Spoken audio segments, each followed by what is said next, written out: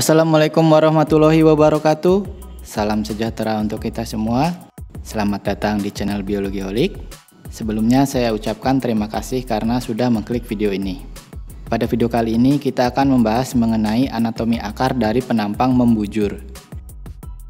Bagian paling ujung dari akar adalah tudung akar.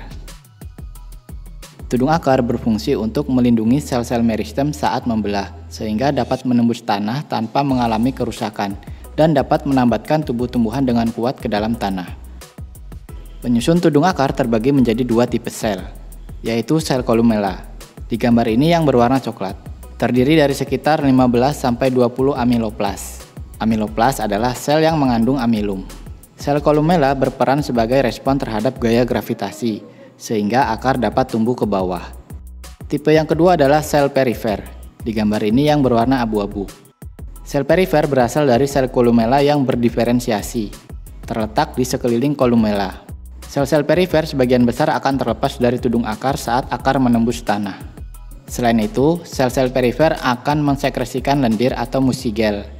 Ini lapisan yang melindungi ujung akar. Mucigel tersusun atas polisakarida terhidrasi, yang mengandung gula, asam organik, vitamin, enzim, dan asam amino. Mucigel berfungsi untuk proteksi atau perlindungan akar dari kekeringan, lubrikasi, atau semacam pelumas bagi akar sehingga memudahkan akar menembus tanah. Selain itu untuk absorpsi, yaitu penyerapan air dan garam mineral dari tanah. Di belakang tudung akar terdapat berbagai zona pertumbuhan primer pada akar, yaitu zona pembelahan sel atau zona meristematik, zona pemanjangan atau elongasi, dan zona pematangan. Jadi ada 3 zona pertumbuhan primer ya. Oke, kita ke zona pertumbuhan primer yang pertama, yaitu zona pembelahan sel. Zona pembelahan sel merupakan wilayah di mana terjadi pembelahan sel secara cepat. Pada zona ini terdapat meristem apikal dan meristem primer. Perlu kita ketahui bahwa jaringan meristem merupakan jaringan yang sel-selnya membelah secara terus-menerus. Meristem apikal menghasilkan sel-sel meristem dan mengganti tudung akar yang mengelupas saat menembus tanah. Di dalam wilayah meristem apikal terdapat sel pusat tenang yang berfungsi sebagai cadangan pemulihan meristem apabila mengalami kerusakan. Sel-sel pada pusat tenang, pembelahan selnya berjalan lambat. Namun sel-selnya lebih resisten terhadap radiasi dan zat kimia beracun. Meristem primer pada zona pembelahan sel terdiri dari 3 jenis, yaitu protoderm, meristem dasar, dan prokambium. Protoderm akan berkembang menjadi epidermis. Meristem dasar akan berkembang menjadi jaringan dasar terutama pada lapisan korteks. Dan prokambium akan berkembang menjadi silinder pusat atau stele. Selanjutnya zona pemanjangan atau elongasi. Zona elongasi dimulai sekitar dari 0,5 sampai 1,5 mm dari ujung akar. Pada zona ini, sel-sel akan memanjang hingga 10 kali lipat panjang asalnya. Ketika sel mengalami pemanjangan, maka zona meristematik akan terdorong ke depan, sehingga akar dapat memanjang. Kemudian, zona pematangan. Zona pematangan adalah daerah yang sel-selnya mengalami spesialisasi struktur dan fungsinya. Sel-sel pada zona ini sudah sempurna proses diferensiasinya sehingga membentuk jaringan yang berbeda-beda. Itu tadi mengenai 3 zona pertumbuhan primer pada akar.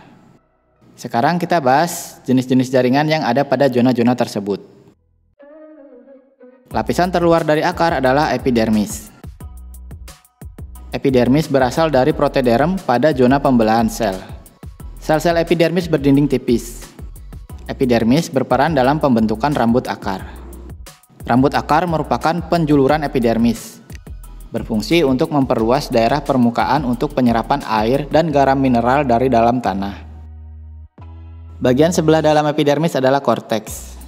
Korteks tersusun atas jaringan parenkrim yang menyimpan karbohidrat dan plasma membrannya menyerap air dan mineral dari rambut akar.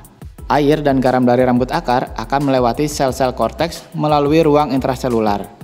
Sel-sel korteks yang dilewati air ini disebut sebagai benang-benang plasmodesmata. Di sebelah dalam korteks adalah endodermis. Di gambar ini yang berwarna abu-abu. Endodermis sel-selnya tersusun rapat tanpa ruang antar sel. Sel endodermis muda dinding selnya tipis dan bersifat semi-permeabel. Sedangkan sel-sel endodermis tua mengalami penebalan dengan zat gabus atau suberin, membentuk pita Kaspari yang melingkar. Endodermis merupakan jaringan yang mengatur pemasukan air ke dalam jaringan angkut, xilem, yang berada di dalam silinder pusat. Fungsi lainnya adalah untuk seleksi unsur hara yang akan diserap oleh tumbuhan dan juga untuk menyimpan cadangan makanan. Selanjutnya, stele atau silinder pusat yang berkembang dari prokambium. Pada stele terdapat berkas pembuluh, yaitu xilem dan floem.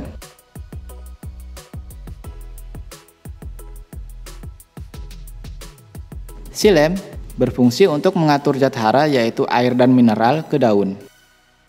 Floem berfungsi untuk mendistribusikan hasil proses fotosintesis ke seluruh tubuh tumbuhan.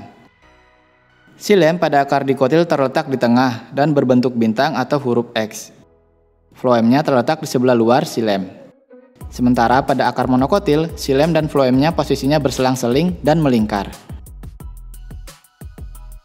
Demikian penjelasan mengenai penampang membujur akar. Semoga bermanfaat. Mohon maaf jika ada salah. Sampai jumpa di video-video selanjutnya. Terima kasih.